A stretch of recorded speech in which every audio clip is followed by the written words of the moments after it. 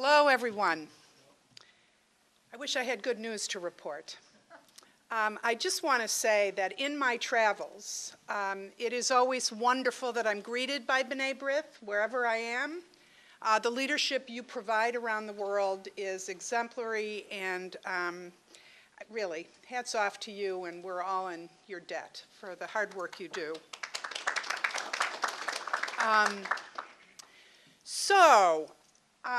I've been on the job 2 years, and I do want to say that strategically, I made a decision to focus on Europe and South America my first year.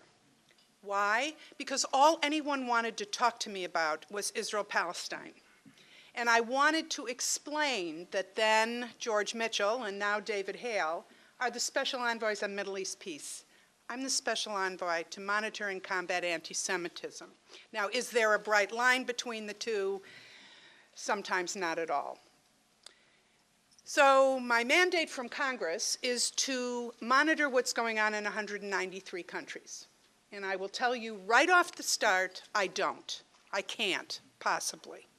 We have posts around the world that report in what's happening. And one of the things I've learned, many of our young foreign service officers who are amazing young people, just amazing, but they end up in posts where sometimes they don't know if something is anti-Semitic.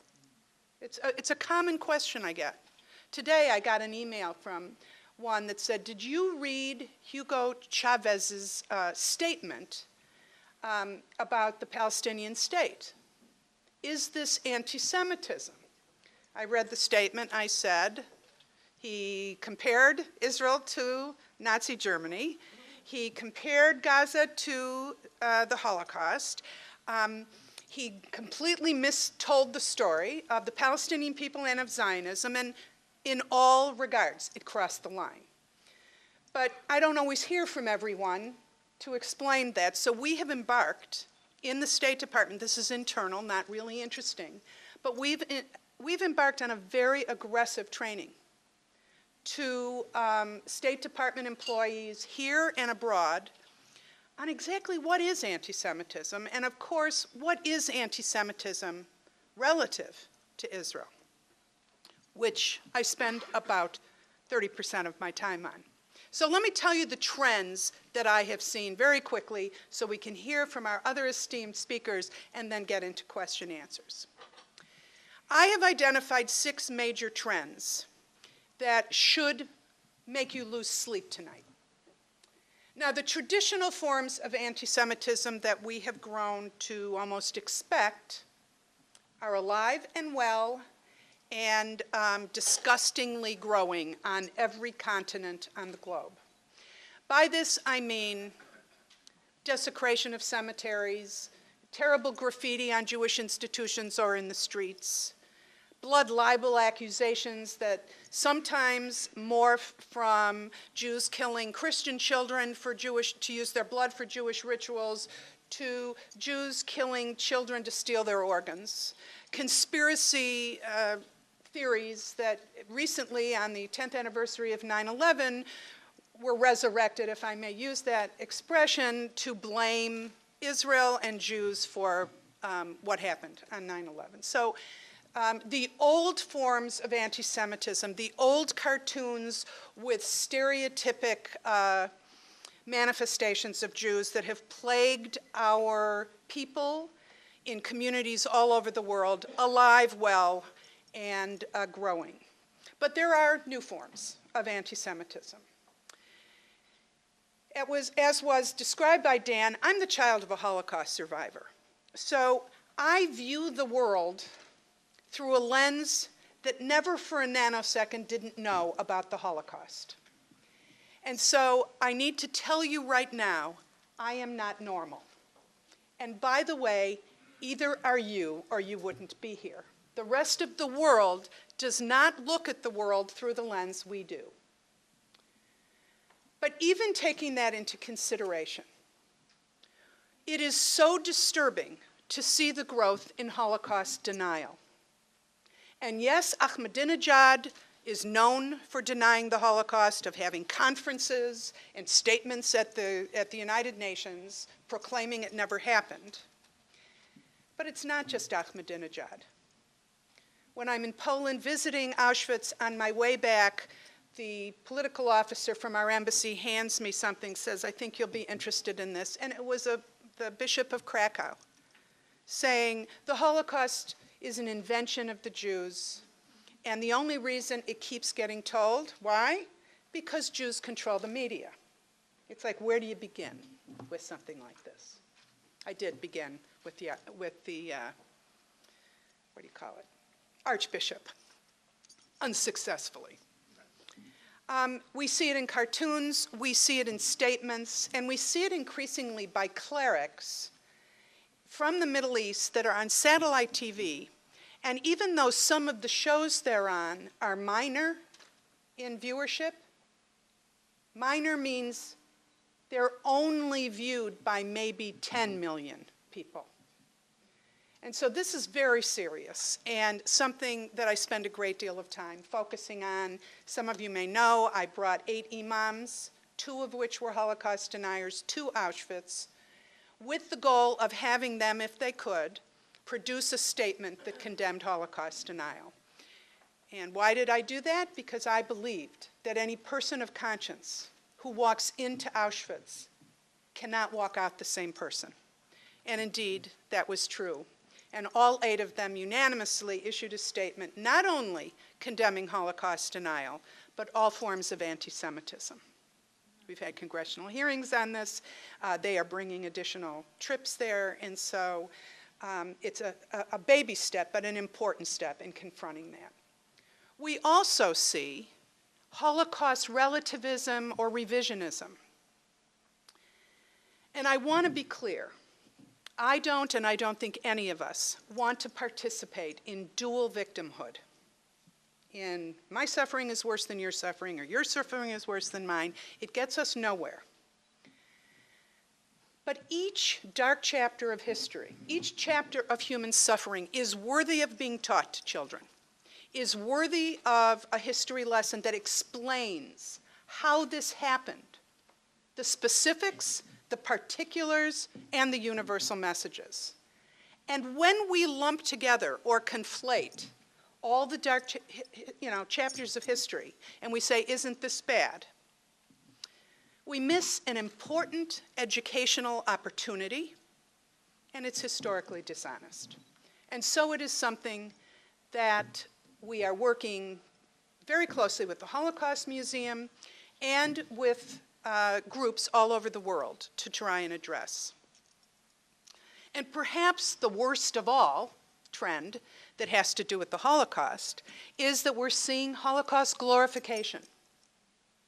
In the Baltic states, that's not fair. In Estonia and Latvia, we are seeing every year parades of Waffen-SS veterans wearing full regalia being cheered in the streets. We are seeing a growth of neo-Nazi parties around the world, but increasingly in Germany. This Holocaust glorification really comes to a head when I see, and many of you may know, of Yusuf al-Qaradawi, who is kind of the mentor of the Muslim Brotherhood, is regarded by many as a scholar, a Muslim scholar. He's not allowed in this country, and until recently wasn't allowed in Egypt. He was on Al Jazeera and reports to his tens of millions of people who watch him, shows actual footage, the footage we all know, bulldozers, moving human bodies, corpses, people begging for their lives, piles and piles of corpses. And he says, isn't this wonderful? Look at the humiliation of the Jews. God willing, we will be the perpetrators to finish the job. This needs to be called out. We demand other governments to call it out. We in the United States treasure our First Amendment. We don't censor, but we say it isn't enough to protect his and others' right to free speech. We must condemn the hate speech. We must call it what it is, outrageous and disgusting. There are two more trends I want to just mention. One is the question I mentioned at the beginning. When is it that legitimate criticism of a policy of the State of Israel crosses over into anti-Semitism? It happens often and it happens easily. So how do we do that education? How do we monitor when that crosses over? Well, the United States government policy has adopted Natan Sharansky's 3 Ds. When Israel is demonized, like Chavez's statement where he says that Israel is like the Nazi state. When the cartoons are of Satan, or Israel is referred to as children of Satan. When complete blame for all world problems falls at the feet of Israel, they are demonized for everything. That isn't criticism of the sovereign state of Israel. That is crossing over into hatred of the collective Jew or anti-Semitism. The second D is when Israel is held to a different standard. And you're all here in New York at the place that, exemplifies that. In the last decade, United Nations and their various family members have passed resolutions that have been critical or condemned Israel 434 times. Now that isn't meaningful unless you put it into context of what are the other countries that got condemned. Sudan, 5. North Korea, 8. Israel, 435. This isn't legitimate criticism of a policy of the State of Israel. This is an example of hating the collective Jew or anti-Semitism. And the final D is when Israel's delegitimized. Now, at Durban and at various gatherings, side events and all, like this, around this conference, there will be people talking about human rights abuses around the world, and they're horrific. They're just horrific. When I go to meetings, I sometimes cannot believe that in 2011, some of the things that are happening brazenly, without condemnation, are occurring. But in no case is the conclusion of the condemnation or the shining a light on the human rights abuse that that country shouldn't exist. Never, any country. The conclusion is, therefore, the country shouldn't exist. There is one exception, and that is Israel. So when that delegitimization of Israel, some say it never had a right to exist, and now some say, well, because of behavior, they don't have a right to exist. That isn't legitimate criticism of a policy of the State of Israel.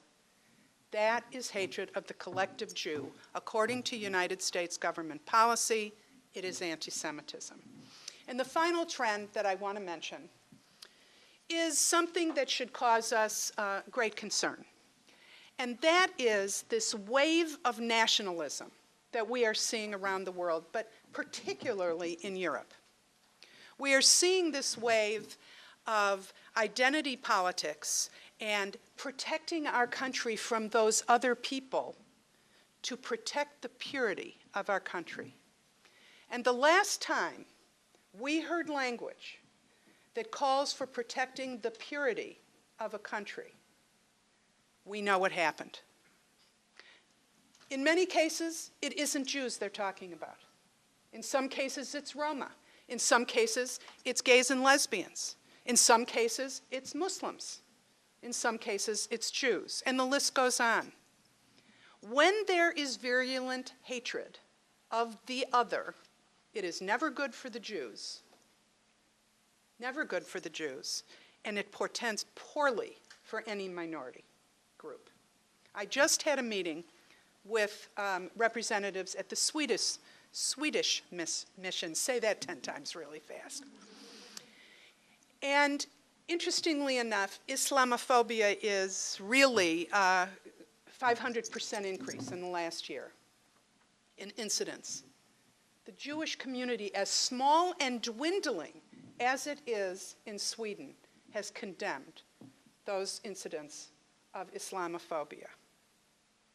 And that is a very good thing, and makes for coalition building, and makes for interfaith efforts and dialogue, etc.